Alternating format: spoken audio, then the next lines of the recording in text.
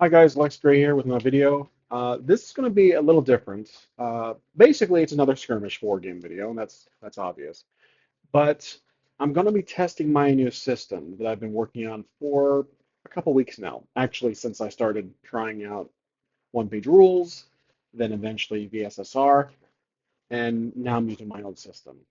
My system is very simple, almost as simple as VSSR. Has a few tweaks in there. Terminology might be different too.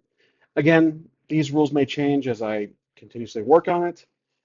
So to keep things fairly straightforward, this will be a one-on-one match, 4 against 6 total. And Team Slayer, it's a standard game. Whoever 5 rounds and whoever kills the most wins.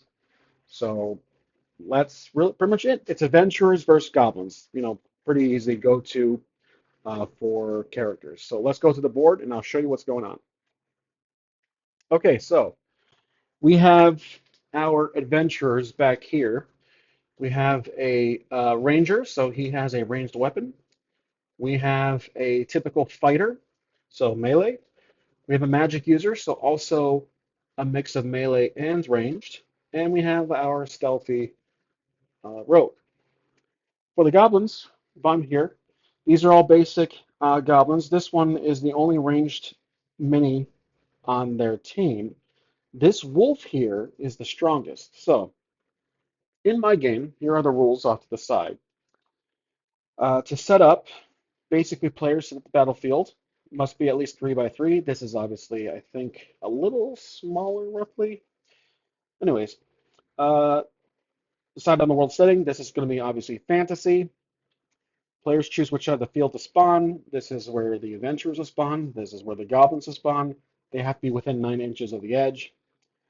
And players must have matching ranking amounts per side. So basically, the way it works, I've done this before. A rank is basically how strong the mini is. Now, the number is how many hits they can take before being removed. So a rank 1 character can only take 1 hit, so 1 hit KO. The adventurers are 2 per, so rank 2. They're all can take up to 2 hits. The goblins are these 5 are rank 1, so they are 1 hit KO, but the wolf is 3. So basically, we have an equal amount of rank. So it is a fair and balanced match. 2, 4, 6, 8, 1, 2, 3, 4, 5, 6, 7, 8. There is the balance. There is different game types. Basically, you can either use dice or use cards. For this test, I'll be using a large deck of cards that has been shuffled, and I kept obviously all the ace through 6 cards with the different obviously suits. Now, uh, before we start, we will draw a card to see who goes first, and the amount drawn +3 is the amount of moves you can do, actions you can take. So in these rules, it says here that there is party and mini types. A mini is an individual mini. A party is a grouping of minis up to 5. These will all be minis. There is no grouping, so it's not like a unit in Warhammer as you move up all of them at once. So, like I said, we took care of rankings. The game mode, Slayer or Objective, we'll be doing Team Slayer, like I said. Rankings, like I mentioned, R1 is going to be these 5 here, plus the R3. And then our adventures are R2s. And then the starting wave, basically the way it works, the first wave begins. Instead of calling them rounds, I call them waves. I have my typical tracker here. So we will start wave 1, and we'll be doing 5 waves, no matter how many are left on the field, just to keep the video condensed. And we draw a card per side. This is how many actions I'm sorry, a side can take. So I'll keep this over here. It might be obviously small in the camera, but I will read off what happens or what I'm looking at. So let's draw the first card for the adventurers. So they can take up to 6 total moves, or I should say actions. 3 plus the draw of the card or dice plus 3. So for the adventurers, let's make them the blue team. I will use poker chips, which is in the rules here. You can use poker chips to track the amount of actions you can take. So I have blue poker chips right here, and then we'll draw a card for the goblins. They actually get a little more. So 5 plus 3, that's going to be 6, 7, 8. We'll use the red poker chips. So we'll give them 8 total poker chips. 2, 4, 6, and I need one more. Okay, so we have 6 here, and then we have 2, 4, 6, 8 chips total for our goblins. I'm going to try to put them just into the camera's view, perhaps right here. There we go. So you guys can at least see the stack. And then we'll disregard these cards, and I'll put them in this little basket here off camera. I have the entire deck. Now, I've used cards once before in an earlier video with the same skirmish type of game, and I was intrigued by it. It wasn't too bad, not used to it, but to be honest, it's a little more of a controlled environment for cards because you can draw the card and you basically not rolling dice, knocking stuff over. You can show, I'm going to show you guys the card I draw and then the competitor roll to that. So now, basically, for the waves, the lowest roller goes first. So the individual with the least amount of chips goes first because that gives them a chance to move first, but they have lesser amount of moves or actions. I'm sorry, I keep calling them moves, but I'm trying to stick with my terminology here. Actions is what I'm trying to say. That allows the secondary player who's up next in the same wave to see what the adversary does, and that will give you an advantage in coming up with a strategy how to counter. And obviously, attacking is less likely because of the distance that these two teams are structured in. Now, for actions, basically, you have 3 possible choices. This is obviously inspired by other games. You can remain steady and shoot. You can move up to 6 inches, then shoot, or melee if you're near another mini. You can dash up to 9 inches, not 12. I restricted it to 9, but only melee, or you can shoot with a -1 penalty. Now, there are modifiers in this game. It's very heavy on modifiers, and everything is rolled or drawn, in this case, from player's perspective. So, you can go as low as -2 modifiers, depending on obstruction and line of sight, or +2, depending on what I call boosters. Now, boosters are specific traits a character has. Think of it like the special abilities in OSR. I'm sorry, one-page rules, OPR. Now, none of these characters have anything special besides the ranged characters. So again, each team has one ranged character. Now, the wolf, obviously a big bad, he can take up to 3 hits. He is the strongest technically on the field. Now, minis can perform up to 2 actions only. And I still haven't thought of a rule yet if you run out of minis to move or action and you still have chips left over. I'm thinking of a house rule where you can't do anything else. Now you can possibly bank the leftover chips for a later use, or you have to forfeit the amount and the wave is over. I'm still pondering that uh, possible mechanic. I'll let you guys know in the next video if I ever get to it. Now there is a rank pool, so basically 4 characters or minis that have a rank of 2 or more, which for example this wolf has 3, the adventurers have 2, they can draw that many cards in the action they're performing and take the highest result, not all the results at once, summed up basically. I draw 3 cards for the wolf and I choose the highest result. And obviously there's the saving roll if the wolf is attacking the adventurer per se. So similar to the VSSR game and Savage Worlds, the target number is always 4. It never changes. Modifiers only apply to the actual physical roll of your dice. Again, like Savage Worlds. Shooting is fairly simple. With ranged weapons, you can shoot at 12 inches. If there's any obstruction in the line of sight, each obstruction individually is -1 up to -2 because, again, what's the point of -3 if when you roll a d6, it's 5, 4, 3. there's no reason you'll fail anyways. So I limited everything to two, whether below or above. Um, Melee is simple. You have to be touching the other mini to do melee, and I allowed for ambush from behind. If you were the physical facing position direction of the mini does matter in this game, unlike some other games. If you are behind the mini and the mini is not facing you, you are allowed to a +1 bonus to the attack. Then there's the saving roll. So the thing of it as a saving throw, defense roll in Warhammer, etc. You basically just like roll or again draw, and you have to match four or more to succeed. Taking hits, that's fairly simple. If you fail to do the saving roll or draw, you take one hit only.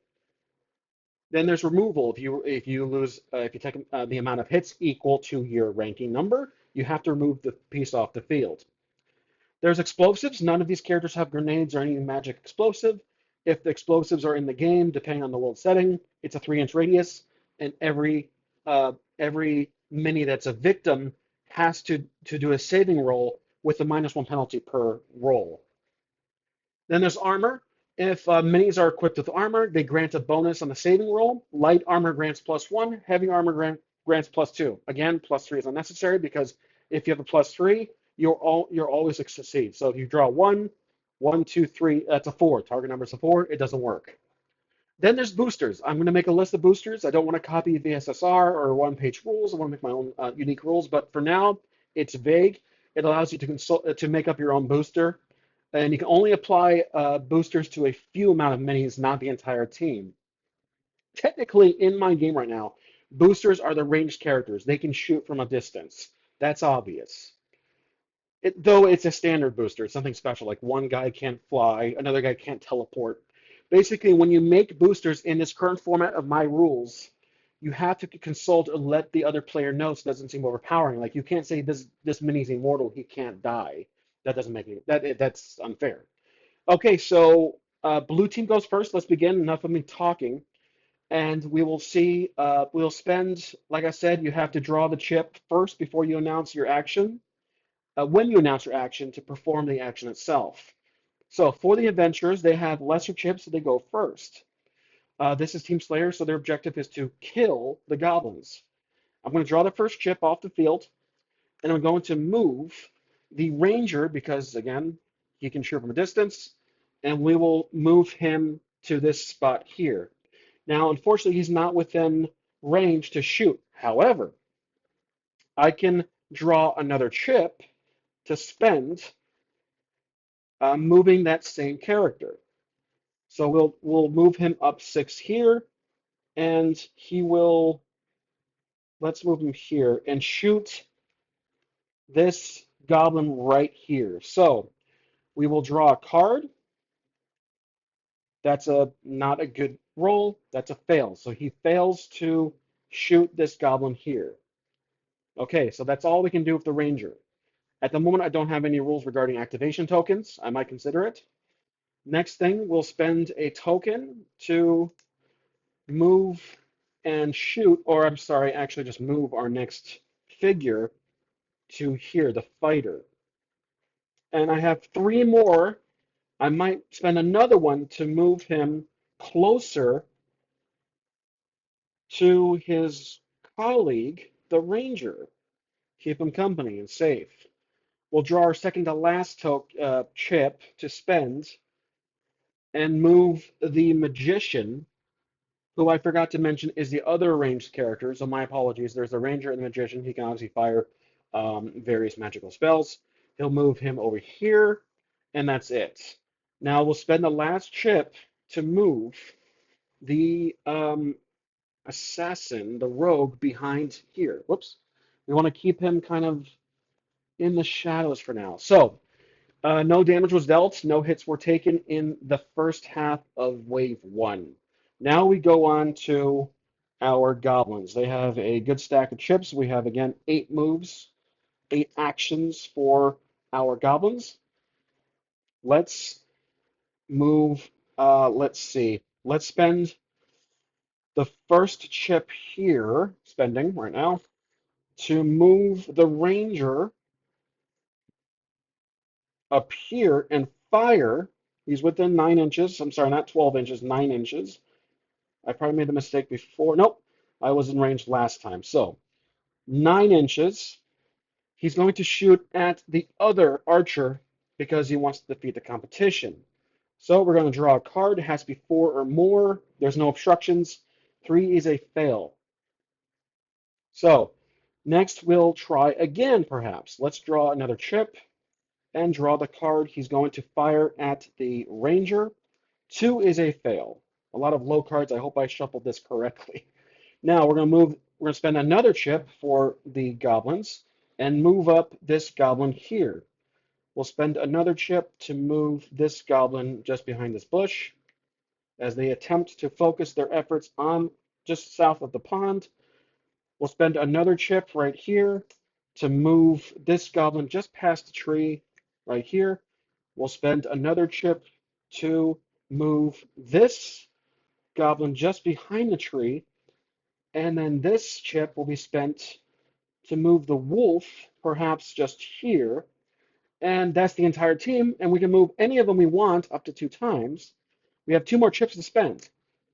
Well, we are well within range to run up and melee one of these 2 minis here. So we will likely spend another chip to run up this goblin here at the ranger. Again, the ranger is the biggest threat currently perceived by the goblins.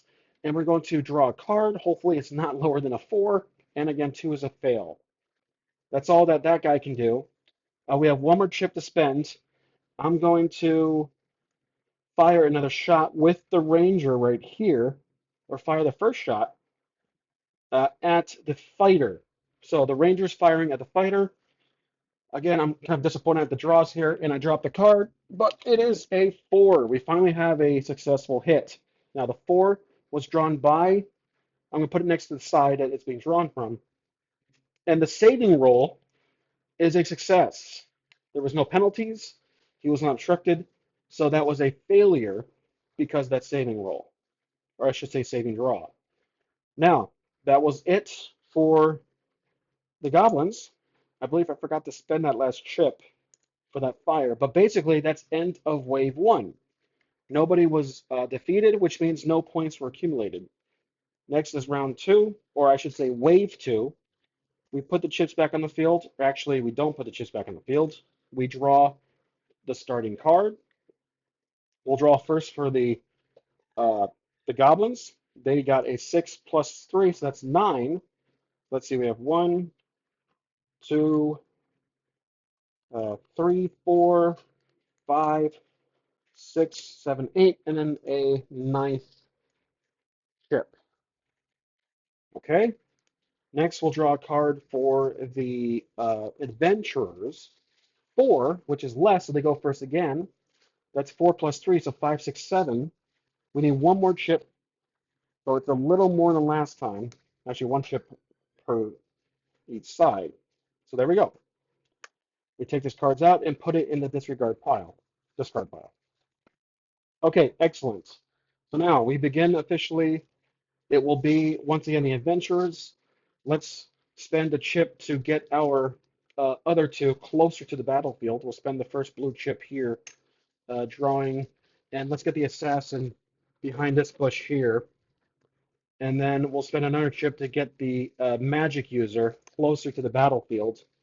At least let's put him just over here. And then he's actually going to he's going to shoot, so still within his action. Let's see here. He's going to shoot. He's within range, 9 inches. He's going to shoot at possibly, yes, the other ranger right here. So, I made the mistake of perceiving that this was the ranger. This goblin was not the ranger. He has a simple dagger. So my mistake there. This is the ranger. He's holding a curved bow. So at least I caught that now. Okay, so our magic user is firing a magic missile at this ranger, at this goblin here. Drawing the card. 4 is a success for the adventurer. The saving roll, that's a fail. So the goblin is removed. That's the first victim of the goblins. Okay, Next chip will be let's move the fighter closer and attack possibly this goblin here who has a staff. So he's going to get up right here and attack. Actually, he has to be touching. There we go. So the fighter is attacking the goblin with the staff. Drawing the card. Let's remove this old one. 6 is a success. Oh, I'm sorry. I totally forgot. My gosh. Okay. So again, 2 cards are drawn for their rank. This entire time I was drawing 1 card, so my apologies. 2 cards. 6 is the success. My mindset is still on the VSSR game, but that's okay. We'll keep going. So 6 is the one drawn. The goblin only draws 1 card because of its rank, and that is a success. He's able to uh, deflect that attack. Okay, we're going to spend another chip, and we will move the assassin closer around here. You obviously, guys can tell what I'm doing. Okay, and we have 3 more chips. Let's have the magic user once again fire at this staff wielding goblin right there. So that will draw a card, 2 cards again because of rank 2, 4, and the ace. We take the 4 as the result. The staff wielding, actually it's a spear. The spear wielding goblin draws a 3, which is a fail, and that goblin has been removed. Not too bad at all. Okay, we have got to spend that chip there. We have 2 more chips. So let's have the bowman. Let's have the archer back up a bit and fire at the. Actually, let's just have him use it, punch him or fight melee this goblin that's right in front of him. So we're gonna spend a chip on that move. We're gonna draw a card, 2 cards because of rank 2, and 5 is a highest result, so that's the one I choose. Saving draw for ace is a failure, so this goblin is also removed from combat. Goblins are losing plenty of combatants. And we have our last chip, which will be, I cannot move I should have a rule for activation tokens for characters that moved up to their maximum 2. Let's roll the fighter. Let's move the fighter up to here. He's getting a little overconfident and attacks this goblin with 2 draws. We have a failure of an ace, and 2 is also a failure. That's bad. So he's in enemy territory. So that's all we can do. We're out of blue. Now it's to the red team, to the goblins essentially. Okay, so let's pay our first chip to the banker, and we're going to obviously attack with this goblin at the fighter face to face. Only 1 card drawn. That's a fail. Spend another one for this goblin just to get up to the side of the fighter. Spend that chip there. Drawing a card, 2 is a fail. Now the wolf, we're going to draw 1 chip for him, or for we're going to go up from behind and attack the fighter. This is going to be a big move. Okay, a couple things here. 3 is the rank, so 3 cards. Plus from behind has a bonus of 4. Actually, no, it's not a bonus additional card. It's a +1 to the result. So we're drawing 3 cards, and I think I probably have to shuffle better, but 4 plus 1 is 5, so that is a success either way without the bonus. Saving roll, we can draw 2. Oh, and he is safe with the 6. Okay, good. Well, the wolf is going to try another enemy and attack the ranger as as he lunges at this ranger here, spending our token or our chip, drawing 3 cards. We have a 5, 6, and a 4, so 6 is the result. Either way, they were all successful. A saving draw for the ranger, drawing 2 cards. 4 is a success, and so we're good. The ranger is safe. Drawing another card, let's have this goblin attack from behind, giving him a +1 bonus on the roll, or I should say the draw. Well, 7, that's 6 is a success. Let's take this card away, doesn't confuse me. And the saving draw for the fighter, there we go, 6, so success. Okay, we still have plenty of moves left. There's like 4 chips. Okay, so this chip we spent for this goblin here attacking the fighter. So we're going to draw a card. No bonus, just the standard 4. That is a success. And now we're going to draw the saving roll. 2 and 6 is a success. That rule really works out well for our tier 2, our rank 2 characters. So our third to last chip will be the wolf. He's going to attack the magic user, and he draws 3 cards, ace, ace, and 5 is the only one that actually hits. So let's put that up here. Saving draw for the magic user, 2 cards, that's a fail. So we intake our first wound for the game. As usual, I use these small little red dice to represent the amount of wounds. This card gets removed off the field. I forgot to spend the chip. I think I spent the chip. So if I did not, I apologize. So our last chip, I might have messed that up, but I'm going to keep going. I mainly just want to test out this game. Last chip we spent on the wolf attacking the probably the same, actually I think the same pawn with the same mini. So let's draw for 3 attacks. This wolf is pretty tough. Ace, 6 is a hit. So there we go. So 6 is the hit and the saving draw for the 3. Okay, so the magic user is out of the game. That's 2 hits, which is how many rank 2 can take. Okay, that's it for round wave 2, I should say. And the adventurers are actually in the lead technically. So now we move on to wave 3, and we have 3 more total left, or I should say 2 after this. So let's draw our opening cards. I don't actually have a method for figuring out who draws the first card. So let's think of one right on the spot. Well, technically the adventurers did better, so I'll allow them to draw the first card. 2, that's not too impressive. So 2 plus 3 is 5. They get 5 chips. Okay. Next is going to be the card drawn for the amount of actions. The goblins get 5, 6, 7 chips. So they once again get more actions, but they go second. Let me know what you guys think about the aspect of allowing the loser essentially, to go first, allowing for the second player to perceive what they do. So again, to create strategy. Let me know what you guys think of that. If you prefer the highest drawer or roller to go first, like in a conventional game, that may work too. So let me know. Okay, we'll disregard these cards. We're about halfway through our deck, so we're making good progress. Okay, so the adventurers go first. The assassin, he's my wild card here. We're gonna spend 1 chip to move him closer. Let's have him circle around right here, and then we'll spend another chip to send him just behind.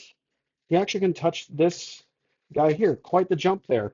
So he's going to strike with the advantage. So again, he's a tier 2, so 2 cards with a +1 to the highest result. 6 total on the assassin. Saving roll, 3. That's a fail. So this goblin gets removed. Okay, that was pretty good. Next, we have let's focus on this wolf. We'll spend the chip to turn the fighter around. And does he can yes, he can yep, he can definitely go up to the base, which luckily the wolf has a big base. So he's going to melee the wolf from behind. Actually, the wolf is facing the tree, which allows for a bonus +1. So rank 2 characters, minis can draw 2 cards. The 4 is a success from the adventurer's draw. The wolf can draw 3 saves though. Well, actually, you know what? I'm wondering. The recipient of the attack, if from behind, maybe can only draw 1 card. I'm thinking about that house rule. Let's try it out. So a 3, a fail. So I'm thinking of that, and I believe I'm going to stick with it. So I'm going to remember that rule for later. The wolf fails and takes his first wound for the game. Okay, next chip will be the ranger to fire. Step away from the wolf a little bit and fire at the remaining goblin, which will be 2 cards. There's no obstructions. So 6 and an ace. So the 6 is the winning result. And a saving draw for the goblin with only a tier 1, rank 1. That's a fail. So this goblin is taken out. Okay, they're wiping the floor so far. despite the magic user being off the field.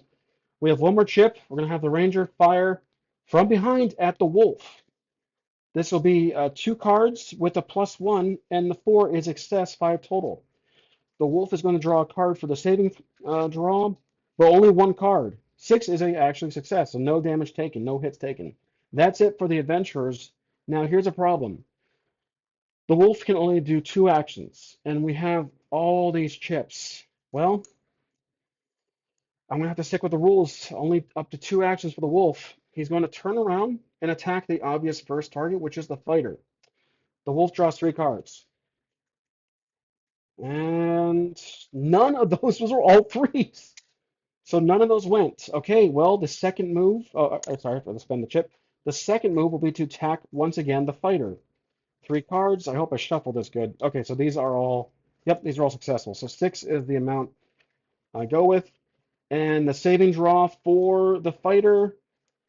Okay, so the fighter's safe. He didn't take any damage. That's it for wave 3. Now we move on to wave 4.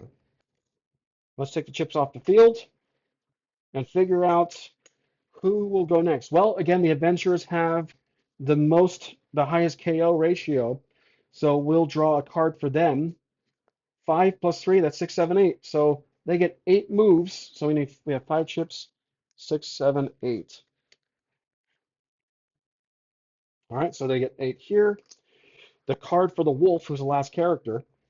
I don't have any rules for more morale. I'm probably thinking of one, but again, I'm going to pause the video just for a second and make that adjustment.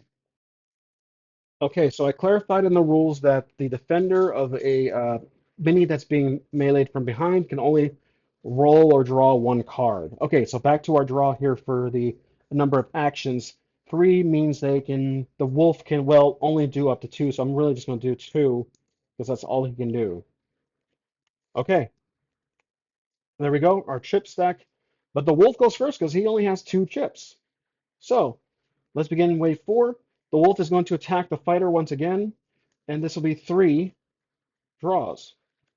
3, 2, and 6 is a success. So the wolf has 6, and the fighter draws 2. Oh, the fighter is safe. Okay, that's the first chip spent. The second chip, the wolf will again attack the fighter. He just wants to get rid of the guy in front of him. 3 cards, and ooh, all fail. So that's it for the wolf. Now we move on to the adventurer. The fighter is going to attack the wolf with 2 draws. Those are both fails. The ranger is going to fire. Spend on the chip. The ranger is going to fire at the wolf. 2 cards drawn. That's a fail.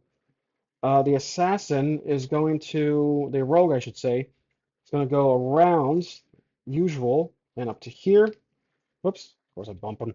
And spend another chip for the assassin to get from behind and just go right here. That's all he can do, really. We'll have to wait till the next round or next wave. Spend another chip for the rogue to fire, or I should say ranger, to fire at the wolf.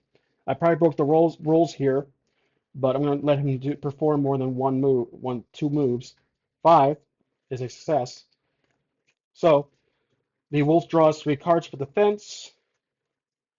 Ooh, 6 is the save there, so the wolf is good. Okay, there we go. So that's a fail. Okay, the fighter is going to attack, like so. And this will be 2 moves, 2 actions, I should say. That's a fail. Now, I think I probably broke the rules a bit, but that's everybody that is able to move up to twice. So let's think about the rule regarding a limitation of 2 actions per wave, no matter the chips left over. So basically, here's the conundrum. Even if you have like 5 or more chips and you have 1 mini left, you are only bound up to 2. You're only allowed up to 2 actions. I think that rule is still debatable. Let me know what you guys think. That's another question for you. Again, morale check and the this rule regarding how many uh, actions a single mini can do, even if you have a full team. Like, is it fair if your most OP mini can just run straight into the enemy's battlefield base. Again, I can have a rule regarding base operations or limitations for access, but anyways, having this minion go all the way around the map by himself and just attack with all your chips stacked. That doesn't seem fair. So I'm going to stick to my gut here and just say you can only move up to two. Again, in this demonstration, I probably broke the rules. I'm not exactly keeping track of things. I'm just trying to get the feel for the game. But that's all we can technically do for this round. So let's move on to the last wave, actually. Okay, so that's all we can do. We're on our last wave, wave 5. Chips will be removed from the game, and we'll keep everything is set. The KO ratio still goes to the adventurer, so they draw the first card. Ace is not too impressive. They've had the worst draws for the starting roll. They get 4 cards, or 4 chips total. Now let's draw a card for the wolf. Oh, again, the goblin side has drawn the best starting, but that's not good because then the adventurers go first. So that's 5, 6, 7. So we have let's see, 4, 5, 6, 7. That's the same from last time. There we go. Okay, draw the cards have been disregarded, and the adventurers go. Okay, now the assassin can act. This is his first move. We're spending our first chip of the game of this wave. He will attack from behind, giving a +1 bonus on the highest result of the 2 cards drawn. Unfortunately, that does not help. So that's a fail. He's going to try again with the next chip. 2 cards drawn, +1, the 5. Oh, I left the jack in there. That doesn't count. I will keep this off the side. I'm going to draw the second card correctly.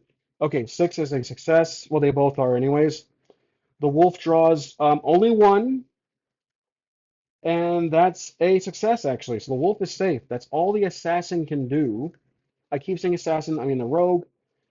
Let's draw our second to last chip. The ranger is going to fire at the wolf, and we draw a card. 2 cards here. 5. The 5 is successful. The wolf defends with his 3. That is just going to be successful. I don't have to draw any more cards. Okay. Our last chip will be the fighter, attacking the wolf from behind, giving him a bonus of +1 on the 2 cards he gets to draw. That's a success. So there we go. Against actually the 6 was the higher card. Now saving, but only 1 card drawn for the wolf. Joker. I missed some cards in here. That's a fail. The wolf takes his second hit. 1 more and he's down. Okay, that's all the adventurers can do. Now the wolf, again, I don't know why I did that, but it only gets 2 moves, 2 actions. The wolf is going to rush the ranger in attack. So let's spend a chip for that. Attacking with 3 cards, 5, 2, and the 6 is the result I'm going with. Okay, the ranger, 2 cards drawn, 4 is a save, both 4s. Okay, I don't have a rule regarding um, matching cards. I might consider that. Okay, so the wolf is going to do try once again attack the ranger with 2 cards, or 3 cards actually. 4 success, 4. Okay, so 5 is the highest number. Let's see. Okay, and drawing the saving for the ranger. 5 is a save. Okay, so there you go. That's all for wave 5, and the victor, obviously, are the adventurers.